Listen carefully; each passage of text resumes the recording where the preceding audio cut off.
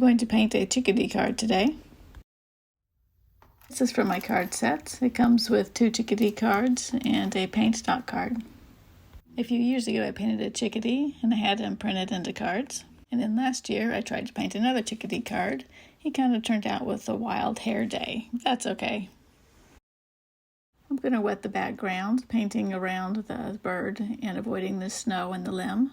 In watercolor, instead of using white paint, we use the white of the paper, so we just paint around it. I'm going to wait until it dries a little bit before I put in the distant trees so it doesn't run too much. The last card set that I painted of a snowman, I used the dot card to do all of my mixing paints with. I decided to use my porcelain soap dish with this one. Now that the background is wet, I'm just going to put in some light blue. It's going to be a foggy, cold day. The paints I'm using today are French ultramarine blue, burnt sienna, indigo, and raw sienna.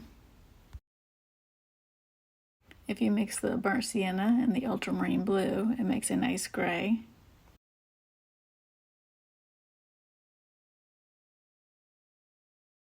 I'm just loosely putting in some trees that will fade into the background.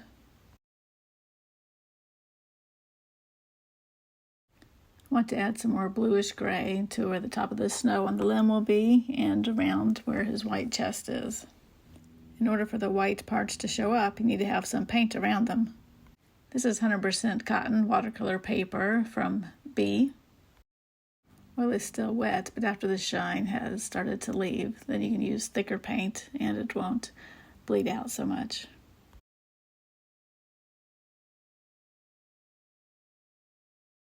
Painting wet into wet is the most fun.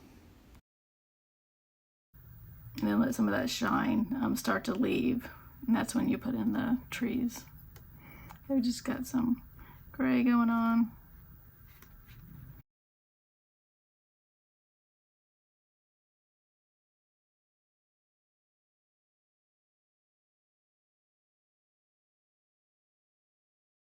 Okay, I let them dry. Now we're ready to go again. I'm going to paint his head with indigo.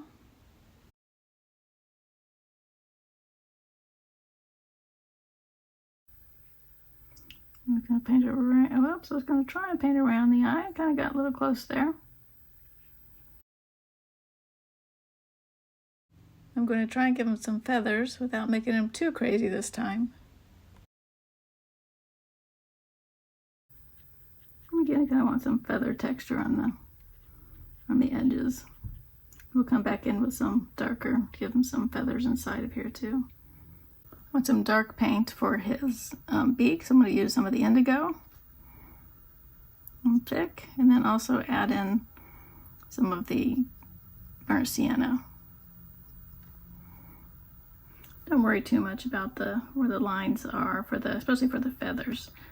And my brush is not quite wet enough, so I was leaving those gaps. And the paint was a little bit dry too. There we go.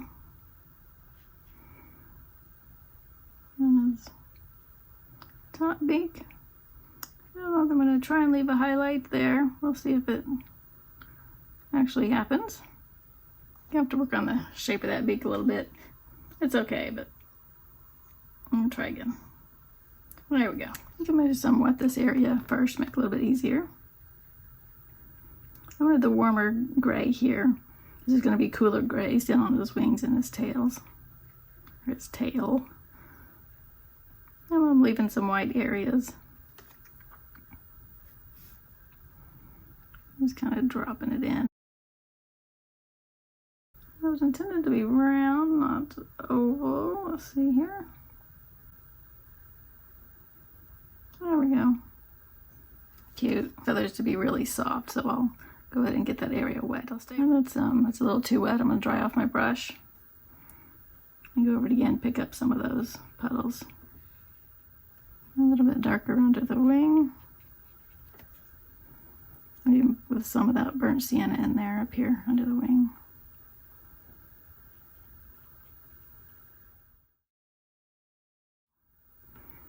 Got my brush wet, and then I dried it off on the paper towel a little bit, and then just softening that bottom edge there.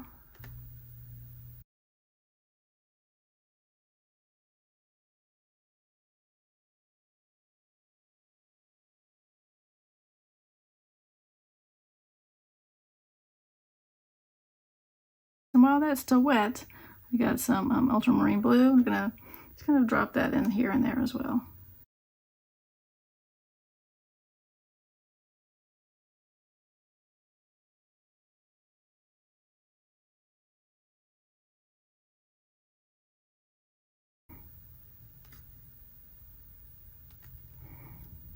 Okay, well, parts of that is still wet.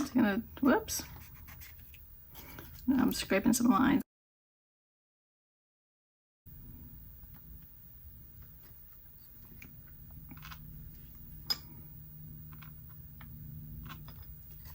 I'm going to try a flat brush for this. Round would also work. This is a Winsor & Newton Professional Watercolor Synthetic Sable 1-stroke. I'm going to just use the flat end. And again, don't really pay attention to where the lines are. Just, kind of go with it. You can see we need to soften it where his tail meets his body here. Just a damp brush, and then dry it with a paper towel a little bit. What's more indigo up on his cap. I think he's going to need to be darker. I get some more of the burnt sienna here. Mix it in with the indigo, going to darken it up.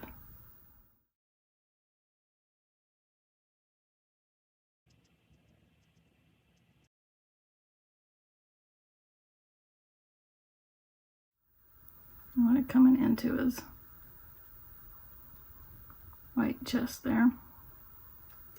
Let's see, this brush is a Mimic Klinsky from Creative Mark, number 1. And again, I'll pay attention to the lines, just kind of paint some on. I get the snow area on the limb wet, and I'm adding some shadows. I'm heading wet all the way up so that it'll make soft shadows. I'm giving just a little bit of the ultramarine blue here. There's a little gap where you can see the background between the snow and the bird. Just gonna paint that in with a little gray and bring it out into the background and then soften it. I needed a bigger brush for that. I'm going to add some burnt sienna, raw sienna to the back here. I picked this dot card to use because there wasn't very much burnt sienna on it. I was having a hard time getting it out of the tube, but the other dot cards have plenty to paint a couple of cards. His little toe and his leg kind of come in and out of the snow. Here's his leg. Leaving little white areas always turns out nice. And there's a toe over here.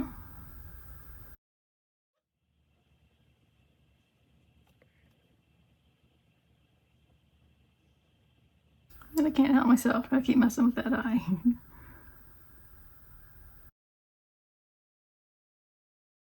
I like that better. I put in a few little very light feathers in the white area. Okay, I think he's looking pretty good. I'm going to thank Gary Stacy. He's part of a Free Reference Pictures for Artists Facebook group, and he has many beautiful pictures on there. I live in Florida and don't get to see chickadees in the snow. You can look in my Etsy shop at the link in the YouTube description for card sets if you're interested.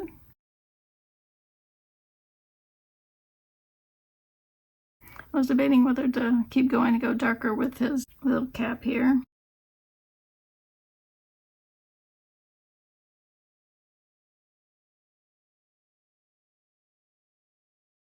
Okay, I think I'm done. Thanks for watching.